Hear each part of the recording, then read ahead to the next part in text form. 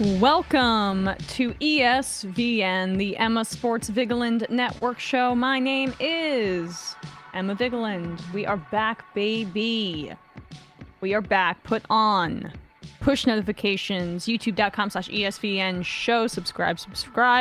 We're getting close to 10K. When it's like just us doing this stuff and not really much promotion because we are too lazy. So that must mean some of you guys kind of like us. Subscribe if you can. Share the videos. Hello to my co-host and my friend, Bradley Alsop. I'll shave my head if you get me to get us to 10,000. Okay, well, that is not something that you should say. Shave my head, give me cornrows. Bradley, you're getting married. Bleach my hair. In a few months. Frosted tips. Eat a live frog. You want to check in with your fiance about some of these cosmetic changes? Eat a goldfish before your wedding. Live goldfish. What else? Just keep going. Drink a whole bottle of whiskey. Straight up. You know what? We'll drink on air when we get to 10,000. Yeah. I mean, and we'll have more than one. How about that? And then I'll eat a frog. We'll get drunk on a Monday, semi-drunk. Yeah. Not really. Then me and Tipsy. Emma will split a frog. Well, I mean, A live frog. I feel like I did enough with the cheese thing on air in terms of That's true. humiliation. So You did consume for a punishment already. So it's my for this, turn. we're gonna consume for celebration. So I'm gonna ISO a frog. Yeah, I mean, say it one more time. I'm gonna ISO a frog. Okay, gotcha. So hello to everybody. Hello, my We're friends. back. We are back. Wow. We're in kind of the slow period. Yeah, we're in the doldrums, the dog days of summer. I mean, the Mets are a little bit more respectable over recent weeks, is my assessment based on what I've been following. They've been playing a little bit better. It just is. But when the Mets aren't good, I'm sorry. I really have a hard time paying attention to baseball. I just do. The only thing that I do want to say is that Shohei Ohtani is. Have we seen anything like this since Babe Ruth? No. I mean, it's whenever you think about Ohtani with like Cy Young winners or like MVPs in baseball, for example, it's like the production of Aaron Judge or someone like Aaron Judge, the production of somebody like, Juan Soto, the production of somebody like, or if it's in the Cy Young case, like production of somebody like Scott McClanahan in Tampa or Shane Bieber in Cleveland, like it's as if those guys could also just do the other thing. Like it is just so uncommon. Like there is just not baseball players don't have enough time to usually you don't have enough time to focus on being incredibly good at two separate things. I was about to say, what tool player is this? Or what are we talking about here? He's like a 24 tool player. 24 tool player. I mean, really, I again, I'm only watching highlights, but the precision, the power with which he hits, the precision with his pitching, like, I mean, it really is a crime against humanity that the Angels are what they are based on the two, like, incredible best baseball players in the sport, arguably. I know Mike Trout has some issues with staying healthy, but that's I think the huge frustration. I mean, for people who follow the MLB is that one, they're not marketed that heavily to be like on the same level as somebody like LeBron James or somebody like Tom Brady or something like that. When they, I mean, at least, or Mahomes, for example, for like a age-appropriate comparison, because Trout's like just 30 and Shohei's 28, 29. They don't have nearly that much visibility, and yet they are like two generational world-class players. Maybe at the end of their career, most likely will be the best, one of, if not the, like some of the best players to ever play the game, and they just don't nearly get as much runway as guys like stars in the NBA and the NFL do. And I think it's partially, as you said, it's hard to pay attention to an 162 game season. It's hard to pay attention to a very regionalized sport like baseball. Baseball does not nearly have like the national reach, I'd say, as the NBA and the NFL do. So, but worth paying attention to regardless, just for sheer talent alone. But it sucks that the Angels are very mediocre and may remain mediocre, and that unfortunately both Shohei and Trout have had run into health issues at the same time. Well, for now, though, at least Shohei, I mean, don't bet any money on anybody else winning MVP. No, that would be unwise. Do not do so. But we will be giving a bit of a rundown of some of the offseason storylines for the NBA and the NHL. Then we'll touch on the Northwestern hazing scandal and the news from this morning that the New York Times is shuttering its sports section and the union and labor implications behind that. But first, let's talk about the NBA. Did you watch any Summer League over the weekend? I sure did. Victor Wembanyama, I get it. Okay, I get it now. I got it when I saw the highlights, but it was like there's been a lot of number one overall picks that have been super hyped up. He doesn't even have to leave the ground, and he is impossible to get by at the rim. At least with these guys that he's currently playing against. The sample size is obviously first, second year guys. I mean, rookies, second year guys, of course, but still, this was a guy who was 19 years old and was essentially, instead of playing in college, was playing semi-professional basketball in France. The league that he was in was not just some amateur league. It was a semi-pro, closer to professional basketball than it was to college ball, I would say, by people who actually monitor or frequently watch international players who so they guys like Sam Vecini of the aforementioned Athletic. He watches these leagues obviously for draft purposes and scouting purposes, but you got to get an understanding of how competitive these leagues actually are to also sort of tier the international players as to what is their actual competition. Totally. Are they playing guys like they would in the NBA, or are they playing guys like they'd be playing D2 basketball players? But so I don't have that context, right? And I knew that, right? But you still wonder, what's this guy gonna look like on a basketball court with other NBA-esque talent? I'm anticipating, what is Bryce Young going to look like when he's on a field with a bunch of NFL players, and he played at the highest level possible for the NFL, although that's a bad example because it's kind of the inversion, right, where this guy's going to be breaking records for how small of a quarterback he is, and Wembanyama is going to be just, I mean, how can you be that athletic? How can you be that tall, that rangy? It looks like an optical illusion. And then he can score. He had 27 points against the Blazers in that game. Yeah, and they're shutting him down for the rest of the Summer League, which is good. But you see that and you understand why. Oh yeah, why Popovich says, I got 5 more years. Yeah, give me the money in me, and I'm gonna get an extension. I'm gonna wrap that up here.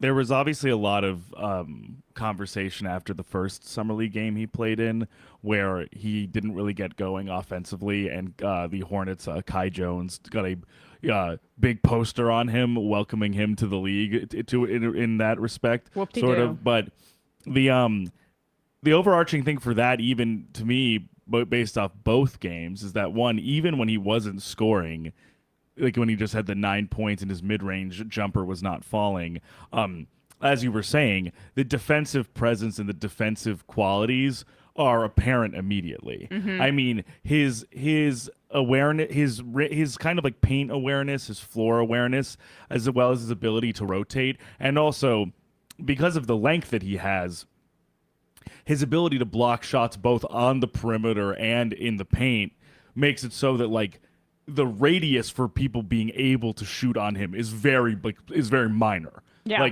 Your shot has to have a lot of carry and a lot of arc to get over a nearly 8-foot wingspan, and that was very, very apparent in the 4 or 5 blocks he had in both games. And then in the 27-point game, he had the jumper came back, and he was making some difficult jumpers both in rhythm and off the dribble, and pulling up.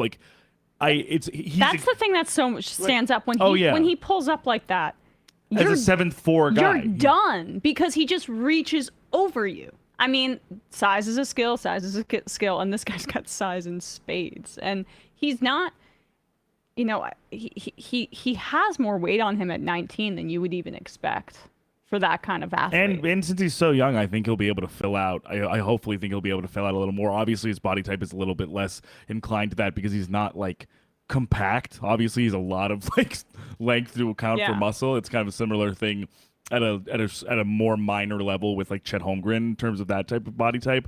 But Wembanyama, I would just say as an athlete, as in terms of his measurables and in terms, I think, of his like feel for the game at a younger age too, he's going to be able to grow into so much of this already. This is what we're basically seeing is raw, unfettered potential in terms of these games, and not anything like a fully developed player. Totally. And he even acknowledged that, which I think is a credit to him. He literally said in his first summer league game in the press conference after, he literally was like, "I did not know what I was doing out there. Yeah, like, it was good." So he was like, I'm completely just figuring this stuff out as I go." And that's a great mindset to have, not to beat him, for him to not beat himself up and to acknowledge there's going to be a huge learning curve, but he has the tools and I think he has the skills to really grow into what he could be. Oh, the kid seems like out of control, really great in a good way, like smart and respect and then mature and respectful. It's like that kind of thing where you're already a professional essentially when you're entering into the league.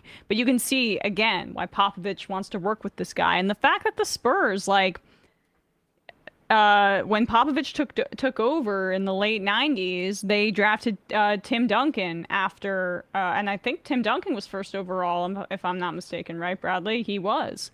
And then they went on that insane streak where they went to the playoffs a bunch of times and won all those titles.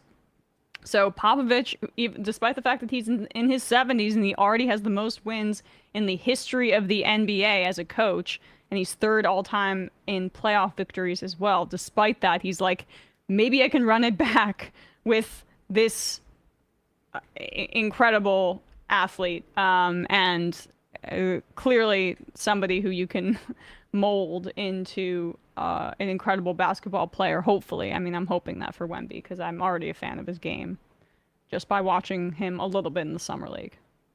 Yeah, the Spurs luck with big men and been drafting people first overall is pretty wild. From 1987 on, David Robinson, Tim Duncan, then Wembanyama. There we go. I mean, that's the kind of stuff where it's like, I know this is all coincidence and I don't believe in fate or that kind of thing, but sometimes just teams fall into identities, and the Spurs not only have a winning culture, but they have a culture with, as Bradley said, these big men and international players being able to transition fairly seamlessly into the NBA, and you can put that on Popovich, I think, as well. Let's also touch here on the Damian Lillard situation, because basically Damian Lillard has finally asked for a trade from Portland. And in my opinion, Dame has been as loyal as you possibly can be to a franchise, and it's time for him to move on and get a ring. He deserves it. I agree. I know that's hard for Portland fans to hear. It would be very hard for me to hear if we had Damian Lillard on the Knicks for that long and nothing came of it in terms of hardware. But for him as a human being, I hope that the damn Blazers don't screw him over, because it's been clear that he wants to go to the Miami Heat. I think it's hard. I think it's a tough... But they might not be able to because he has a no trade clause. It's very challenging because for the Blazers, under now Joe Cronin, the GM, it's kind of the way that they have played this so far, with sort of trying to stem the tide of Dame's multiple, like, his multiple instances of sort of standing pat after the season ended, standing pat after the third overall pick announcement for them, standing pat after them drafting Scoot Henderson, who like essentially would be his de facto replacement. They play the same position, and he's 8 to 10 years younger than him. Mm-hmm. Re-signing Jeremy Grant to a very long-term, very expensive deal, with the essential understanding of those moves basically being that, okay, we're essentially running it back with the same team that was not that successful with you on it last year. And the only difference is we signed Jeremy Grant so that we have less spending power to make the team better or make the team more deep. And we also sort of drafted your replacement. And we drafted somebody who's not going to necessarily, you're going to be able to play with, and it's not going to work that well in the short term. The idea of it strains credulity for me to think that Chauncey Billups is going to find a really effective way or would be able to find a really effective way for Damian Lillard, Scoot Henderson, and Anthony Simons to all play in one lineup together. So with all that being said, the situation is difficult because it's like, do the Blazers try their hardest to re-sign or try to maintain Dame with this current structure of the team? Or do they give him what they want in the hope that they get some sort of return with a larger foundation of starting younger? And I just want to correct Scoot and myself. Simons? He did not have a no trade clause. I'm sorry about that. No, which is why I think he sort of is really, really heavily requesting to be traded Miami. to the Heat. Yeah. Well, I mean, I the reason I said that it was on the top of my mind because I remembered that it was weird that Bradley Beal had that and no other NBA player seems to have it. Actually, I think if I'm not mistaken, he was at that point in time the only player with a no trade clause in his contract. Yes, which is insane. Well, I mean, wizards do be wizarding. Yes, apparently. But in my opinion, I think that the Portland Trailblazers should do Dame right. Because but I think I agree from the perspective of like admiring Dame as a player, loving Dame as a player, thinking he did amazing things not only for that organization but for all the players that he played with and the city itself of Portland. Because let's be clear, nothing against the city, nothing against the state. Some smaller market teams and non-big and non-huge market places outside of the draft have a difficult time courting stars or courting depth pieces to support those stars. We've very clearly seen that happen with Lillard over his career in Portland, that it's not been easy for him to find running mates the way LeBron James might be able to find running mates, the way Kevin Durant might be able to find running mates. Like, it's not been easy, the easiest thing to build a consistent year in, year out, like conference finals contender around Lillard in Portland. That being said, I think the Blazers would I think for their relationship with Lillard and for maybe what it would appear like to the players outside of the organization to see them do right by him. I think there are benefits to that, but I could see a more cynical front office being like, we're not going to honor that, and we're going to take if our dear Maud Lanzetta in the chat said here, which I had not even thought about once, but you know, if the Oklahoma City Thunder come calling with their now 35 draft picks that they have, literally 3-5, will the Blazers be like, huh? Yeah. It's so I'm saying I agree. I think it's the right thing to do to give him what he wants and see what they can get from Miami to get and to like grant the trade to the literally the most recognizable, foundational, iconic Blazer this side of Clyde Drexler, to honor him in that way and let him succeed in the way that he wants to succeed. But I could also see Joe Cronin saying, respectfully, fuck that. I'm going to get mine and then get the assets that I want. Well, I mean, let's be real here. Miami had a lot of guys that overperformed in that Cinderella run to the finals that left in free agency. And like Gabe Vincent's now on the Lakers. Exactly. I mean, we have Strus is in Cleveland now. Yeah. But so it's Tyler Hero and some picks. That's essentially what's going to be on the trading block. Because Caleb Martin, I think, has been extended. I'm pretty sure he's not. I don't think they'd be offering him. Right. And then you're right. Exactly. Why would they then? Because they don't. Like, they have all the leverage. Dame wants to go there. But, exactly. But then the question is, what does Portland do? What does Portland do? Right. And they might weaponize Damian Lillard being such a damn nice guy who has walked away from trade requests in the past at their behest against him. Because the thing is that Damian Lillard's just a good person, and he's a little. I mean, not to say that and is other really guys given are gonna, so much to the team. Yeah, and not to say that other guys who are more dogmatic or draw more of a line in their trade requests are bad people. My point is just like he seems to be open to working with the front office and making things easier for them. That's what he's done his entire time there. I do think you're definitely onto something with with that in mind, almost being like, do they think maybe if they hold out enough, he will sort of like walk back the request? Right. Like man, I want to get settled in my new location. Right. Like, there's some other good options out there. Do I really want to go to a team that might just be me and Jimmy? Might just be me and Jimmy Butler. And Bam. I don't necessarily know if Miami's the best place for Dame, just because it would be such a three-man show. But I don't think the Miami has great depth right now, although they did get Kevin Love back. And maybe it's just like Spoelstra's that talented that he's going to be able to get the most out of some of the guys that they have left and some of the guys they might acquire to put pieces around him. But yeah, I mean, it seems like Miami's inevitable, but clearly there's a lot still to happen here. I don't think this trade is going to happen anytime soon. I think if I had to predict, I think one of two things might happen. I could be totally wrong on either.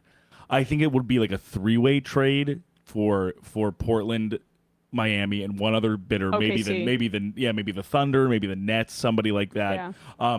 Where Hero ultimately gets sent to the third team, and then there's like some picks and some sort of like, roster flotsam for Portland, and then Dame gets to Miami somehow, some way in that regard, or a kind of like underreported or sort of surprising team kind of comes out of nowhere very quickly, and the deal just gets done very quickly. Yeah. I don't know exactly who that might be, but I think it could just be like, oh, like X team is like now a front runner, like holy shit, and they just like trade for Dame. Yeah. Because Joe Cronin gets the deal that he wants, the actual deal that he wants, as opposed to satisfying necessarily Dame's desires to get out of there and go to South Beach. Take his talents to South Beach. I'd want to go there too. I get it, but in terms of a place to live, and there's no income tax for him, so he could make all of those millions. But no, it really does. It totally makes sense in a lot of ways, and even if it were simply Bam Adebayo, Jimmy Butler, Damian Lillard, and a supporting cast, I think with still Spoelstra at the helm, and those three guys and a supporting cast, honestly, I still think they'd be one of the better teams in the Eastern Conference. I agree. We've seen. I don't know if they can go the distance, but we've seen how they've performed with a Lillardless roster in the past 3 years. True. Getting to 2 finals in those years. True. In the bubble and this past season, they're always overperforming. Right. Yeah. There's always an edge with them. So I think he could definitely, and I also think Lillard has like the mentality for a Spoelstra team too. Totally. So, but we'll see. It's fascinating though. Just to even wait. Like I literally sometimes find myself being like, I just need to know. Yeah. Like tell me right now. Yeah. Well, we can't fast Give me the forward click time, remote. unfortunately. Give me the click remote. Oh my gosh, that's gonna end well for you. Ends well for him. Oh. That was me in fast forward, by the way, if anyone. I got you. For the audio listeners. For people who watch the Majority Report, understand that our air conditioning's broken and I'm slowly melting. So I don't think anyone can see my sweat through the camera. I'm kidding. I'm out here looking like Desi Arnaz, right? Is that his name? The guy from I Love Lucy? Oh yes. Yeah. Desi Arnaz. Yeah, with the little. I'm just. You gotta bring out his little. I'm glistening, I think. Little towel that he does on the when he does his show. What does he call it? He's at some Cuban bar, right? In that. Again, my brain's not working. I'm researching. I'm doing some research on. Well, that's Lucy important. Right now. Let's just turn to the NHL really quickly because obviously there was a draft. Connor Bedard went first overall to Chicago, and yes. They tanked after having a massive scandal where they covered up sexual assault that was systemic within their program and did not really receive any meaningful penalty for it, get rewarded with number 1 overall. I'll say that every time, even though that's not Bedard's fault. He seems like a classy kid. Hopefully, I don't know, there's some cleanup, or maybe he forces his way out. That would be ideal for me as someone who's now a certified Chicago Blackhawk hater.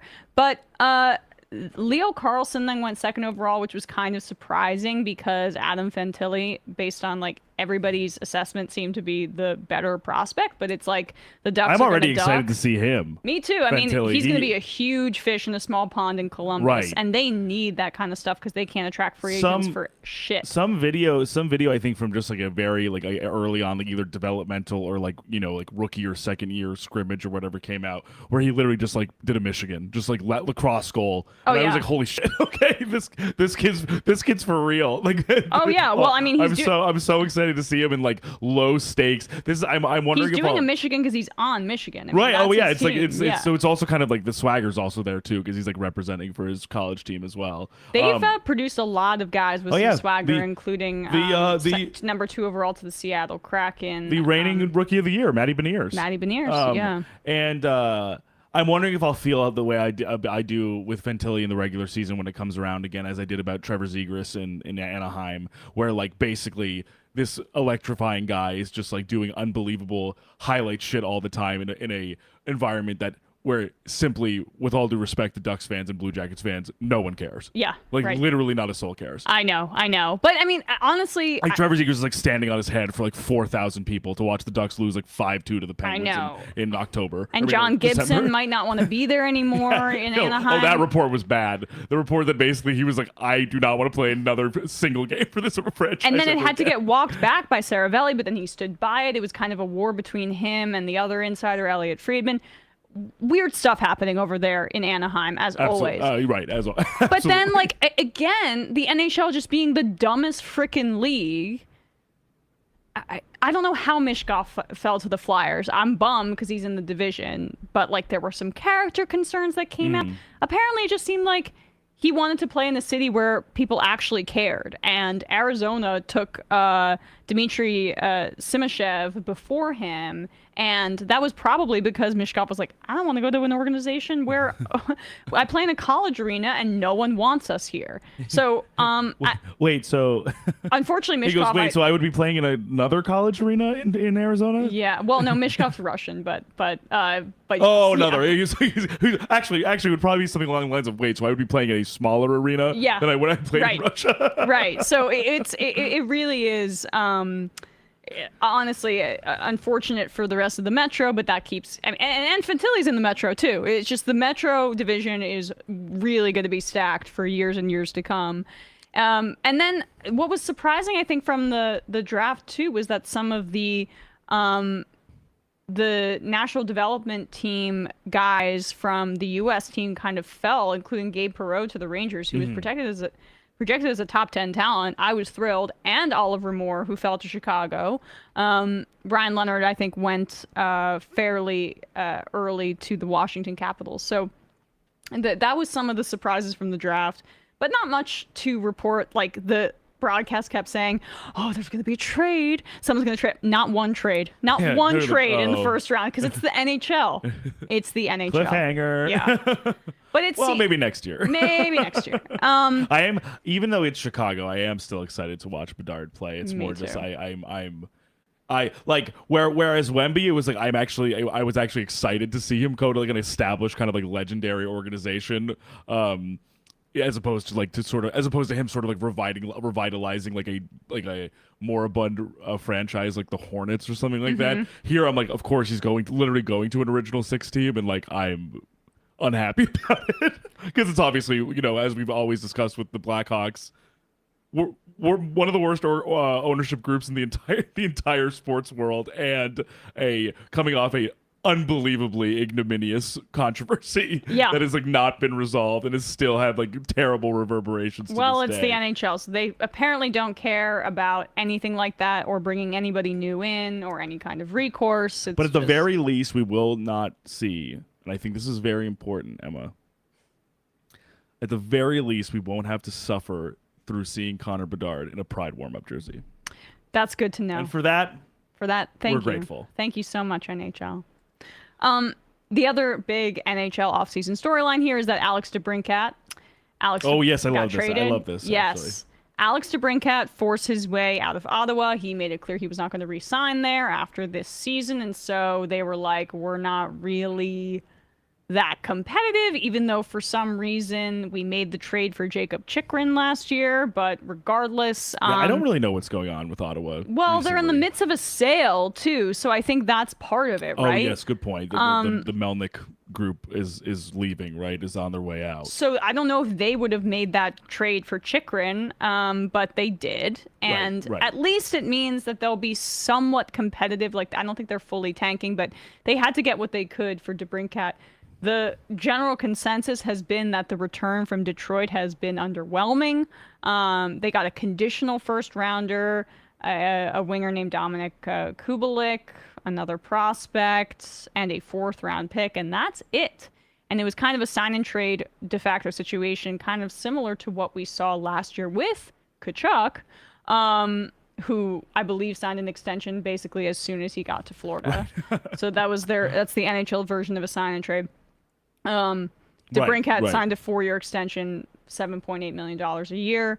So he'll be with Detroit, and now they've got a goal scorer. They haven't had a 40 goal scorer since Hassa in over 15 that's years insane. ago. Yeah, that's like a long time ago in hockey history. The Totally. Marion Hassa is their last 40 goals. And Steve Yzerman has been really praised, I think, by a lot of analytics nerds for his valuations of players and the fact that he's been quite successful in pulling off trades that seem, at least on paper, to be more tilted in his side. But honestly, the Red Wings just still haven't broken through.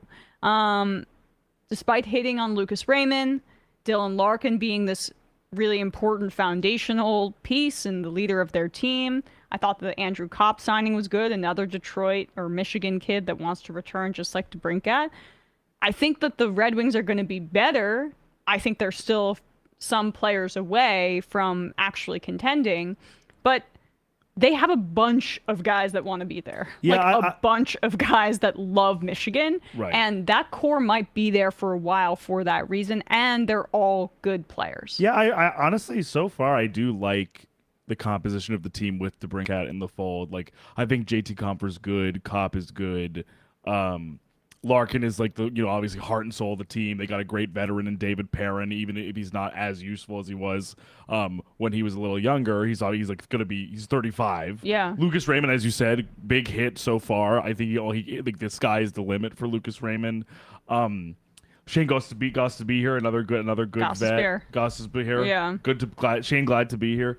Ali Mata, Mo Seider, and Husso and net. I think, I just think God, Mo Seider's still on the team. Yeah, isn't that crazy? Yeah. And so I feel like those players then add DeBrincat into the mix. I honestly think this is going to be a interesting and competitive team to watch. But I agree with you in the sense maybe this isn't exactly what puts them over the line necessarily. Oh, I confused Mo Seider with someone else. God, he's only 22 years old. Forget. Yeah, no, he's scratch that from the record. Yeah, no, he's not super old, but he's kind of like who's that confusing him with? There are a few hockey prospects, even though they're young, sometimes we're like, oh right, they've actually been in the league for 4 years surprisingly, or 5 years surprisingly. Yeah, right. I mean, I think he hasn't even come over, but I don't want to speak on it because I don't know. Keep going though. Sorry. No, I was just saying, I don't necessarily think, for example, this is we'll remember this when Mark Stone came over to Vegas or whatever. I don't think it's that type of move to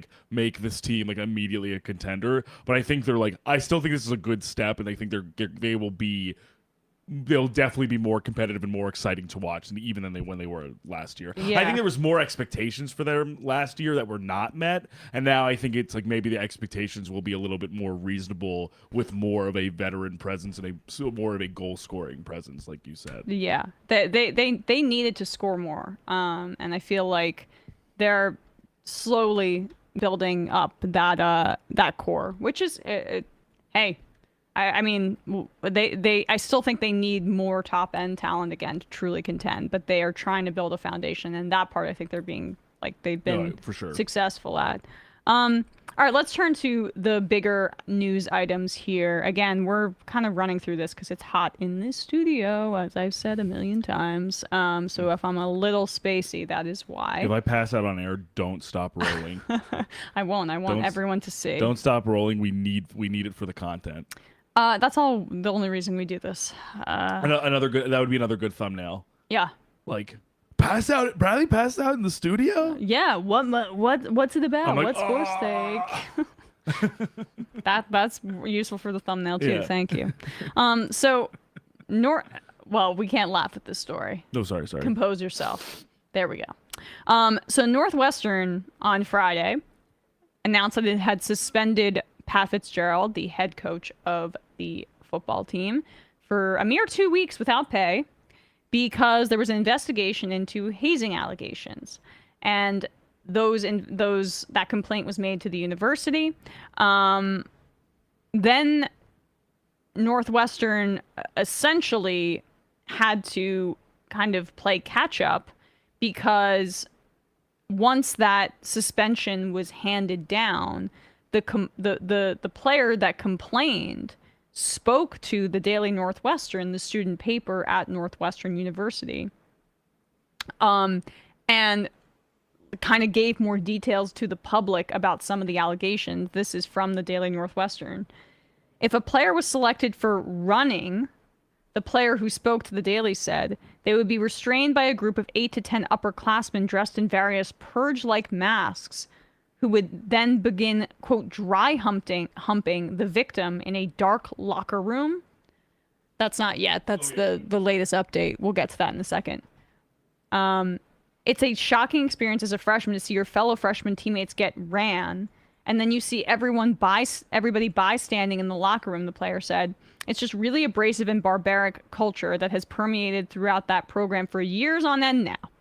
So that's what they said to, the player said to the Daily Northwestern, also saying that, providing images, it seems, or they got them elsewhere, of something called Runs Giving and Shrek's List, containing names indicating players that the player said needed to be ran. The victim says that they believe Pat Fitzgerald was aware of this years-long culture of hazing, and yet there was this disconnect with the assessment from the independent investigation, which, again, they're hired by the university. There's no ability for it to be independent. They are being paid by the university. So it's always going to err on the side of the people who are paying them. The NFL does this when they do their internal investigation into sexual misconduct or into racist allegations against someone like John Gruden, or, whatever happened to that report that was supposed to come out about Daniel Snyder and the, mass workplace culture. They just kind of buried it and used it as leverage, seemingly, to get him to sell the team. There's no independence in this kind of situation. Unless it is done by a truly independent body, which would be like a court system, by the way. This is what libertarians try to say would be their ideal vision of life, where you could just have for-profit courts, and they would be better at adjudicating this kind of stuff. It's like, that would mean that the complaints would almost always go in the way of siding with the person who has more money. Boom. It's not that hard to figure out. And they, in the independent investigation, essentially said that they couldn't pin this on any specific player or coach. Then the Daily Northwestern reported that a second anonymous player confirmed the allegations. And then a few hours ago, this is what came out in the Daily Northwestern, including the allegations here of racism in the football program, which is, so we're just getting more drip, drip, drip about how bad this culture really was. Let's scroll down here, and I'll read a little bit of what this report had to say. 3 former Northwestern football players described a, quote, culture of enabling racism to the Daily, recalling multiple racist actions and remarks from both coaching staff and players. All 3 players who played for the team in the late 2000s also corroborated some of the hazing allegations reported by the Daily on Saturday. Ramon Diaz Jr., a Latino offensive lineman for Northwestern from 2005 to 2008, said his experience on the football team was hostile as a non-white player. I didn't feel like I could be anything other than white, Diaz told the Daily. We never felt like we could be ourselves. We had to fit in by being white or acting white or laughing at our own people. Another player who asked to remain anonymous and played through the 2009 season said racism on the team was often blatant. He alleged head coach Pat Fitzgerald would ask black players and coaches to cut off longer hairstyles, including dreadlocks, so they were more in line with what Fitzgerald called the, quote, wildcat way. The player said this phrase, if we could scroll down a little, along with good, clean American fun, was used often by coaches to reference how they wanted the players to look and act. The first anonymous player said that white players who had long hairstyles were not asked to alter their appearances. This is a classic case of racism towards just black people. you hear this all the time. You hear this like in casual racist conversation about football. It's like, well, they have long hair. Isn't that going to get... I would tell them to cut that off. It's like, yeah, okay, buddy. I mean, you really don't hear it about some of the guys like Clay Matthews or whatever. I mean, we've even seen it in certain scholastic environments where like kids have to, per school policy, even if they're just like walking in the hallways, they've gotten cited for having, you know, dreadlocks, cornrows, longer hair. Yeah.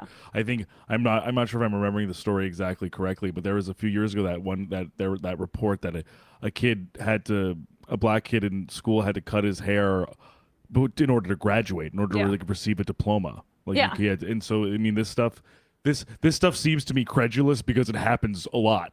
It does. It's like a normal micro or macro aggression. And white guys get to express themselves through their hairstyles because that's just being them, you know, them being themselves. But if black guys do it, right? It's flow. It's flow. The flow in the back of the hat or whatever. Yeah, lettuce. You know, like, right. But if it's there's black pathology guys, for it. If it's black guys doing it, then oh wow, that is like not conforming to a clean cut image of how we want to present you, aka the wildcat way or good, clean American fun.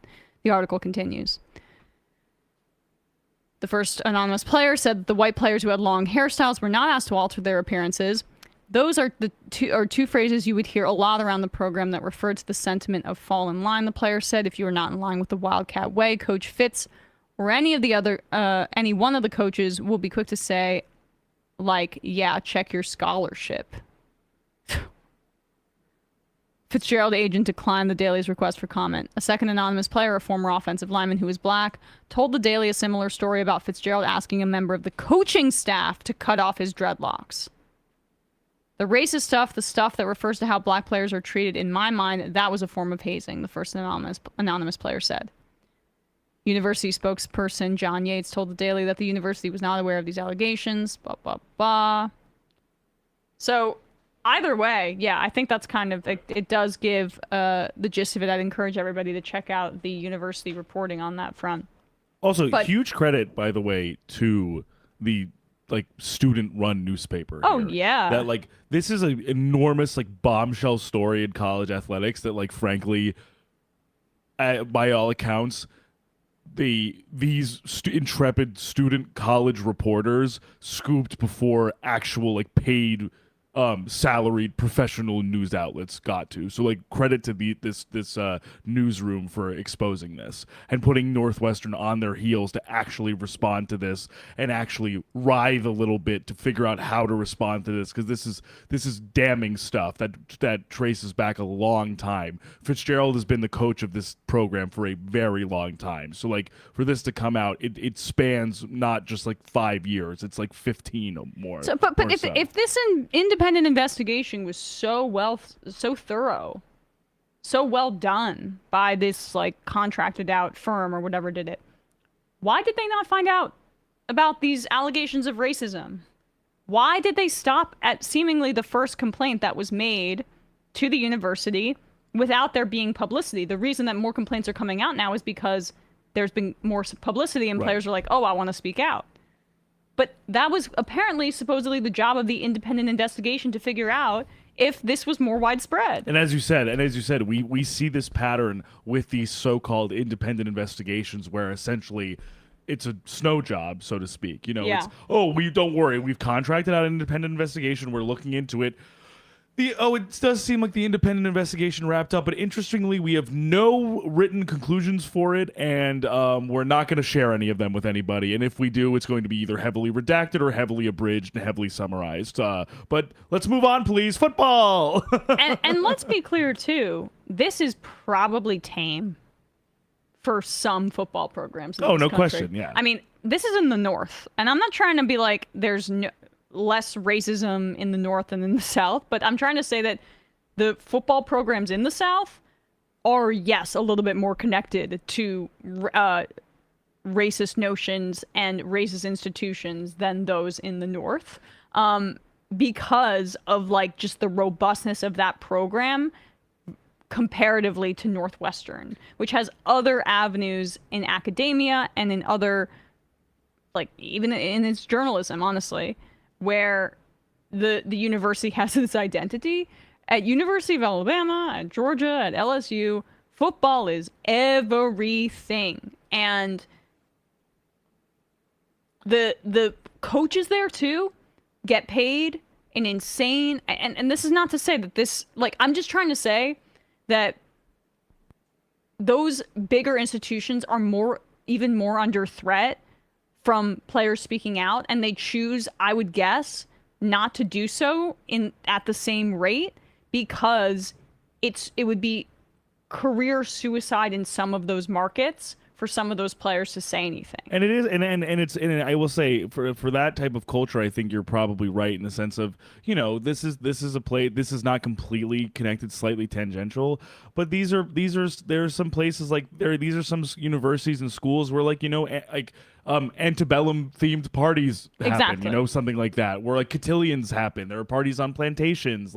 There's hazing in Greek life, where Greek life is not, besides being on a sports team, probably the most dominant social faction or social economy in the entire school. And that's to white people. There's an entire mostly because black people are mostly excluded from those institutions. There's an entire documentary on TV right now, or on streaming services, about the rush week at Alabama. I saw that. About how cutthroat. I didn't watch it, but how cutthroat and competitive these things are. There's something embedded in this culture in the university beyond just sports, of hazing, of kind of proving yourself via either being dominated or prostrated or emasculated. This is I think endemic beyond just sports, but also in school. And I also will say, in football in particular, I think sometimes it does breach geographic lines and regional lines as well, because one of the other higher profile instances was at Penn State, not even just the Jerry Sandusky and Joe Paterno aspects of it all, of obviously the widespread, long-running sexual assault and pedophilia and sexual harassment timeline that occurred at that school. But even more recently, Micah Parsons, obviously one of the best football players in the NFL, and to a lesser extent, Yetur Gross-Matos, another Penn State alum who's now on the Carolina Panthers, were noted and highlighted in a really, really strong hazing and bullying investigation into the Penn State football team in the last few years. So this I think is pretty rampant nationwide. It's not just it is an American football thing, but it's also an American thing. Yeah, it is. I get it. And I think that there's more of an ability to speak out a little bit in some other institutions than at those big SEC schools. That's all. That's my one thing. Because you're going against Nick Saban, you're going against Kirby Smart, you're going against Dabo Swinney. Yes. That's not easy. You can't. It is the interest of the athletic director and the provosts and the boosters is not to allow that type of accountability to flourish. Yeah. These are some of the highest paid public employees in the state. These are outside of the governors, outside of the legislators in these states. You're absolutely right. It's this is Nick Saban is more important than any academic in the state, and he almost probably more important than any elected official in the state. So it's really hard to push up against any sort of institutional heft, especially that kind though. Yeah, absolutely. 100%. And let's also be clear that this is all enabled because, in part, players are deliberately undercut from having any negotiating power because they don't get paid. And they are employees, but they are treated as if they don't have the ability to, but they are treated but they are not paid, basically. They're not paid. Anyway. All right, let's get to this one final story here on the New York Times. Oh, man, it is hot in here. Holy shit. I can't even think. This is why this will be our final story of the day. Okay, so it's kind of a big one, though, in the sports media universe. The New York Times sports section is no more. This was anticipated when the New York Times bought The Athletic for $550 million last year, which seems overly inflated, to put it mildly, for the value of that publication, but we'll get into that in a second. For the Times, the value is apparently, and I would need even further confirmation about this, so this is partly speculation, but I have seen other people speaking about it, that obviously there's a union at the Times, and their sports staff is a part of that union. I don't think The Athletic has a union. I don't think The Athletic has a union. And the defector, I should say, wrote up a great piece about this, written by Ray Ratto, sorry if I'm mispronouncing it, that I wanted to read a little bit from. Ray Ratto is like one of the best, maybe actually one of the few existing actual sports columnists left, and he is an amazing columnist. Like if you guys subscribe to Defector or not, I'm obviously a huge Defector booster, but I read everything Ray writes, so very important stuff. And I'm about to read it to you now. I'm basically just going to read most of this piece because I think it really sums it up better than I can, since this is not my primary beat as somebody who covers politics primarily. But the New York Times announced what had long been suspected by cynical people who are already proven not to be nearly cynical enough. They were closing the New York Times sports department and replacing it with whatever they felt like retaining from the 2022 purchase of The Athletic. They are exchanging a money drain for a money suck and passing it as a necessary economy for a changing world, when in fact it was all it was the Times turning more into less, with the idea toward turning it into nothing at all, because all the dough is tied up in real estate anyway. The Times has never fully embraced the traditional sports section, always preferring to view it as theater for people who wouldn't be caught dead at the theater. The sports desk had its giants, its generations of brilliant stylists and award winners, but the takeaway for the casual reader always seemed to be what the Times did. Seemed to be that the Times did sports only obligatorily. When it freed itself of that obligation Monday morning by announcing it would replace its well-regarded financial sinkhole with a well-regarded but larger financial sinkhole, it reassigned its sports staffers to other parts of the paper, the business of sports to the business of business, for one example, and promised no layoffs. In other words, there will be layoffs and loads of them. Why else would they do this? It wasn't to reimagine sports coverage, it was to reimagine payroll. It also served as one more gift to the journalists of the future, reinstilling in them the knowledge that there is no future, just a series of day-to-days. A reminder that it appears, based on what I'm like essentially seeing, that The Athletic, I mean, they, as a part of the acquisition, I'm like 99% confident on this. I'm just giving the one caveat because I haven't read it officially in one of the articles from the fallout here, but that part of the negotiation was keeping The Athletic outside of the New York Times and their masthead, which keeps them out of the guild, which is the union. And then, to me, this is swapping out a more expensive workforce for one that's more fungible, and they could eventually gut it. They can gut The Athletic after they acquired it and lay off a bunch of people, reassign some of the sports people within the New York Times, and they'll probably get laid off in the end anyway. When it freed itself of that obligation Monday by announcing it would blah, blah, blah. In other words, there will be layoffs and loads of them. Why else would they do this? It wasn't to reimagine sports coverage, it was to reimagine payroll. It also served as one more gift to the journalists of the future, reinstilling in them the knowledge that there is no future, just a series of day-to-days. The Times worked hard to represent itself as capable and even representative of a different kind of sports coverage. Its latest sports Pulitzer went to feature writer John Branch. But because nobody at corporate imagines that anything can be different from an already decomposing norm, that difference stopped being celebrated as proof of the Times' unique place in journalism, and the desk was considered in its C-suite as just one more place with too much Mets coverage. Yes, this throwaway analysis seems to diminish the people who work there and allowed us to imagine something other than the Post and the Daily News. But their day is coming too. Across the country, papers are cutting back their last deadlines to pre-dinner hours so that the annoyance of night sporting events and their coverage can be eliminated. And the new enemy of profitability is the people who used to fill those pages. If reducing drag is the heart of efficiency, then Times is the first to give in to the logical extension of this philosophy. If one can be sure The Athletic would actually broaden the Times' coverage, then this move might be defensible journalistically, but The Athletic has never been about reimagining anything. It just tried to out newspapers, making writers hope their beats wouldn't suck so they might get enough clicks to sell enough subscriptions to imagine themselves central to the business.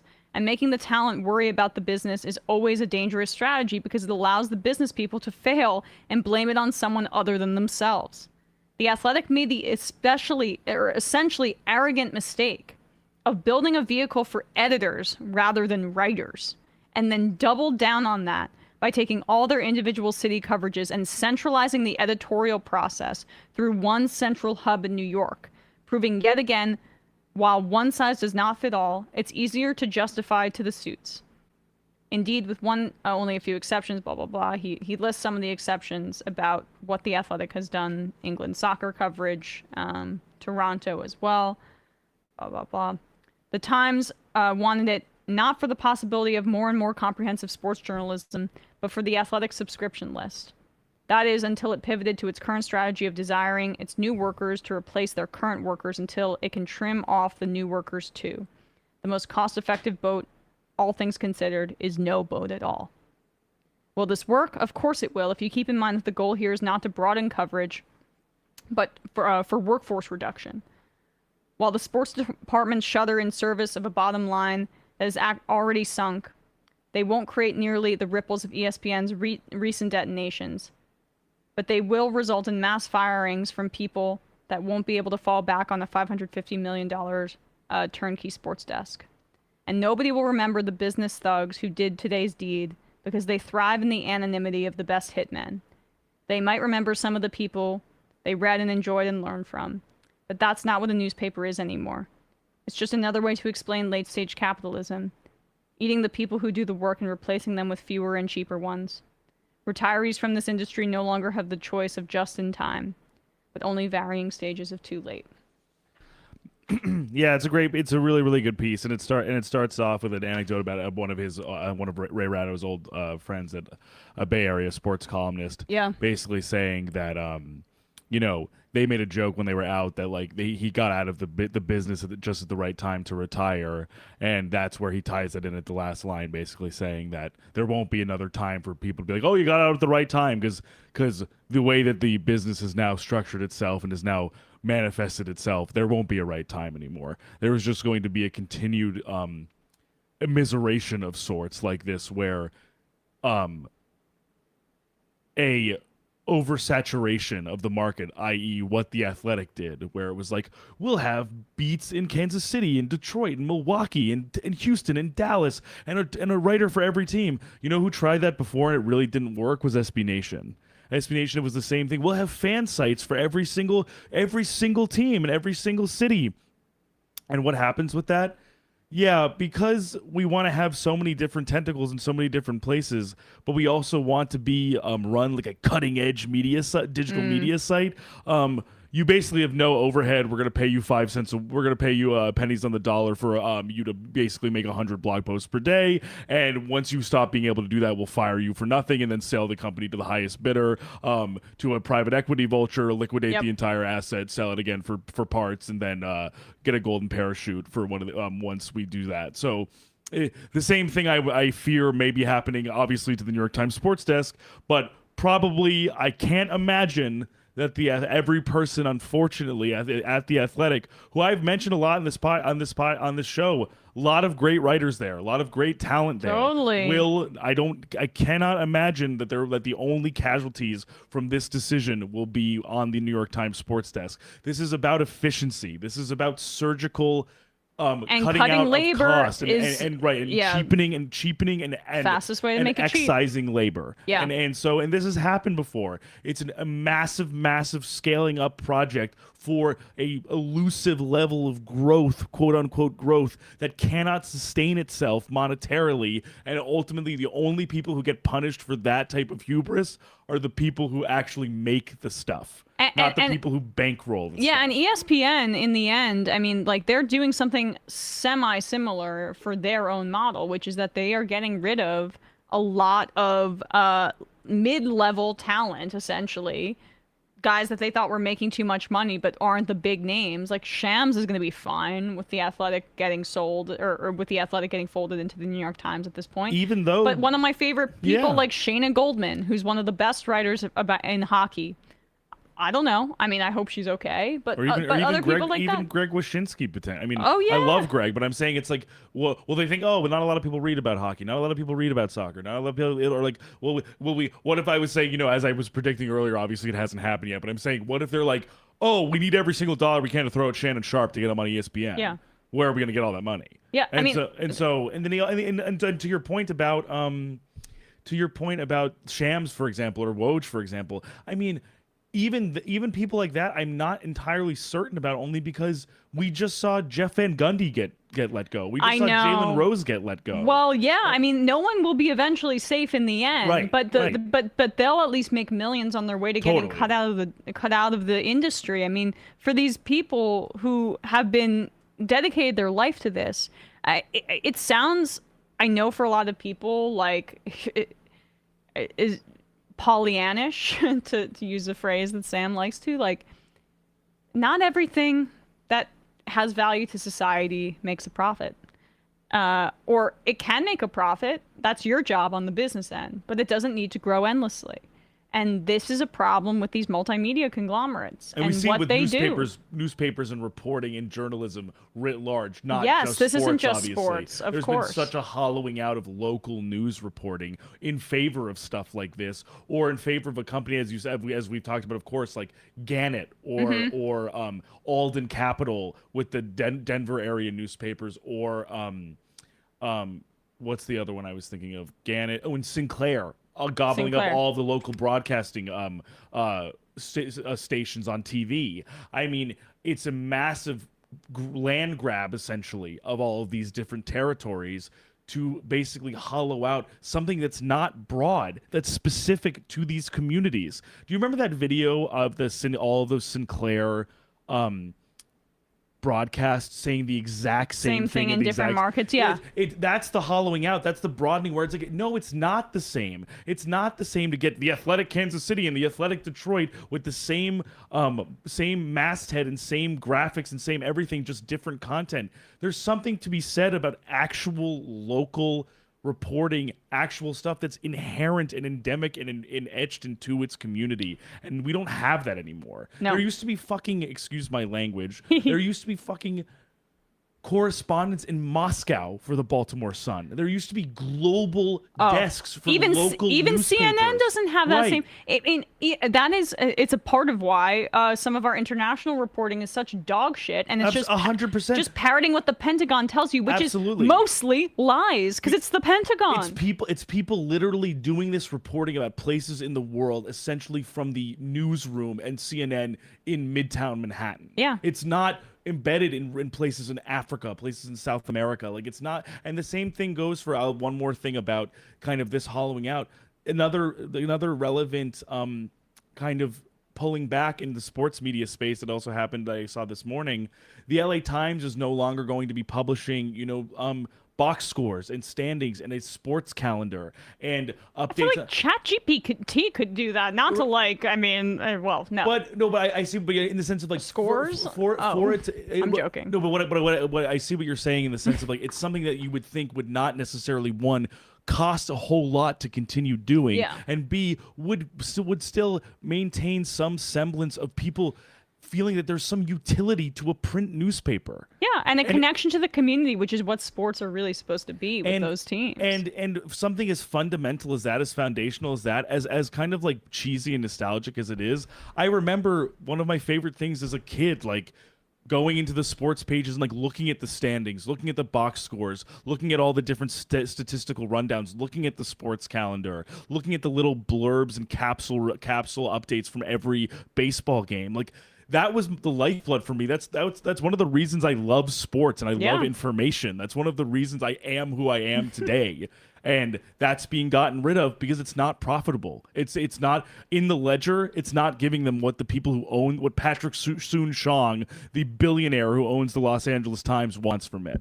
And it's sad. Just sucks. Let's pull this up here. This is a quote from the Times story about why they were disbanding their coverage. And I think that this is also indicative of this. This quote from the New York Times story about the paper disbanding its sports department is confusing to me, says Laura Albanese. How do people think journalists get the access and sources to write, quote, high-impact enterprise? Often it's from being there day in and day out and establishing a level of trust. This is the quote from the Times' explanation. We plan to focus even more directly on distinctive high-impact news and enterprise journalism about how sports intersect with money, power, culture, politics, and society at large. Okay, so op-eds, right? Op-eds about sports. If they connect with other things that are more profitable for us.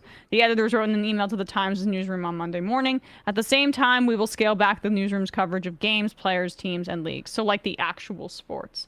I mean, my dad reads the New York Times sports coverage because he he goes to bed early, and then also his wife doesn't love sports that much, so he doesn't get to watch that much. But we will scale back the he reads every day coverage of games, players, teams, and leagues. It's like this is gonna ruin his life. Yeah, so it's like sorry, Emma's dad. Not we're really, actually but, sorry, yeah. Emma's dad. We're actually just the sports section's just not gonna cover sports anymore. Yeah. Sorry. So I understand It's such a that shame. this kind of stuff is for some people archaic, but I just think maybe it is matters archaic to people. Maybe it is archaic, and of course you can get so much of I know this even when I was thinking about it before the show. You can get box scores on your ESPN app. You can get the highlights anywhere you want on the internet. Like, of course, but I think there is something to be said of the actual value allocation, not the actual thing itself, but the fact that like the LA Times is like, it's not worth it for us. Yeah. To keep the box scores and the standings and the capsule updates from all of the baseball games and the sports calendar. It's just not worth it. Yeah. It's literally, it's not, there's nothing. Not worth it in the literal sense Yes, of the word. Exactly. It has nothing to do with like anything spiritual, anything emotional, anything intrinsic to why people enjoy sports. It's literally just because of ones and zeros. Yeah. And that sucks. It sucks. It fucking sucks. All right, guys, gonna read some IMs and get out of this heat box. Brandon from Kentucky. When I was a student at the University of Tennessee, Butch Jones covered up a sexual assault by two of the players. Oh, that's right. A third player who consoled the woman after the fact and helped her cooperate with the authorities in reporting the assault was called a traitor by Butch Jones to the team and encouraged the cooperating player to be ostracized and beaten up. I mean, with a name like Butch, that's shocking. He's an asshole. Yeah, and with a profession like a football coach for college, a college football coach. Oh yes, yeah. This guy's a piece of shit. Yeah, sorry. I was mixing him up with Buzz Williams, the basketball coach. No, this guy's a piece of shit, not Buzz Williams. Yeah. Unless Buzz Williams is also a piece of shit, just let me know. But Butch Jones is definitely a piece of shit. All of them. Nobleville, I just want to say thank you to you guys for getting me back into the NBA. I was raised in a conservative environment where I treated these players with disdain and called them divas. Seeing it from a left-wing perspective made me appreciate the money they get and how hard they work even more. So thanks for giving me a hobby back. Giving me a hobby back I hadn't had since LeBron went to Miami. I mean, that's awesome. Thank you, Noble Villain. Our pleasure. That's great to hear. You guys should also just check out Paul George's podcast. Matt recommended it to me, and I listened to Julius Randle's interview with Paul George, and then a little bit of Draymond's. That's another great, development, I think, of recent, an actual great development of recent sports media is some of these players being able to speak more candidly and openly. Some of it's propaganda, I get it, but I love being able to hear, Paul George and Randall seem to really get along, and it's incredibly cool. And that's also what I appreciate about the old man in the three, the JJ Redick, Tommy Alter show, too. is that not only is Redick an actually, I think, very skilled interviewer, he's actually a really good interviewer. He's also a very thoughtful basketball mind, in terms of the X's and O's. And the reason I also say that for him in particular is that he has been promoting and sort of brought into his podcast space. One of my favorite basketball podcasts that Matt and I were discussing and talked to you about a little bit, Emma, called the Dunker Spot, which is Nikias Duncan, a basketball journalist, and Steve Jones, a former G League and NBA coach, who do some of the most tremendous statistical X's and O's, schematic breakdowns of the NBA and WNBA. So there's definitely, while we did just have a whole segment on how kind of pessimistic these sports media spaces, the bright lights I think shine brighter because of it. Yeah. Honestly.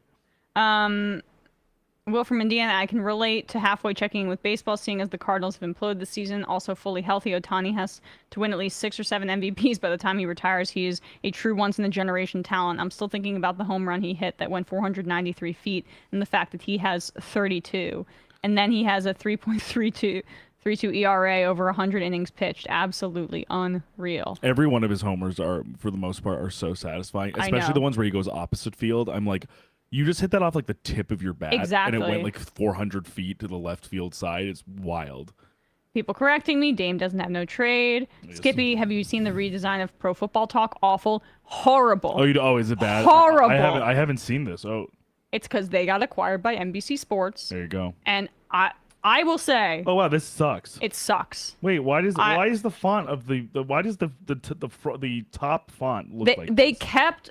I mean, I don't even know. I can't find anything. It's all NBCSports.com.